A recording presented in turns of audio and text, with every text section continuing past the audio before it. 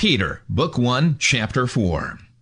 Therefore, since Christ suffered for us in the flesh, arm yourselves also with the same mind. For he who has suffered in the flesh has ceased from sin, that you no longer should live the rest of your time in the flesh for the lusts of men, but for the will of God. For we have spent enough of our past time doing the desire of the Gentiles, and having walked in lewdness, lusts, drunken binges, orgies, carousings, and abominable idolatries.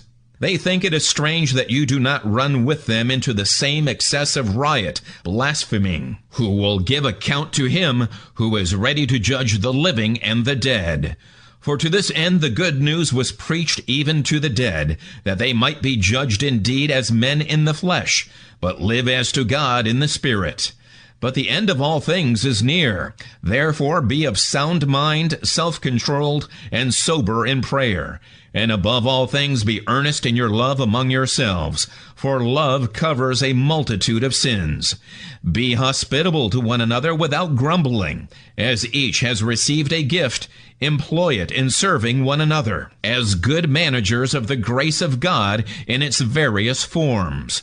If anyone speaks, let it be as it were the very words of God. If anyone serves, let it be as of the strength which God supplies, that in all things God may be glorified through Jesus Christ, to whom belong the glory and the dominion forever and ever. Amen. Beloved, do not be astonished at the fiery trial which has come upon you to test you, as though a strange thing happened to you.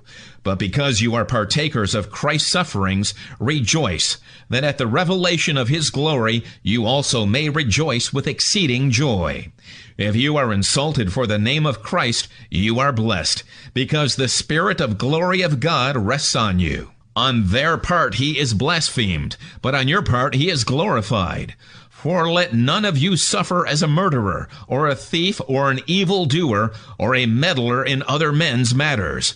But if one of you suffers for being a Christian, let him not be ashamed, but let him glorify God in this matter. For the time has come for judgment to begin with the household of God. If it begins first with us, what will happen to those who do not obey the good news of God?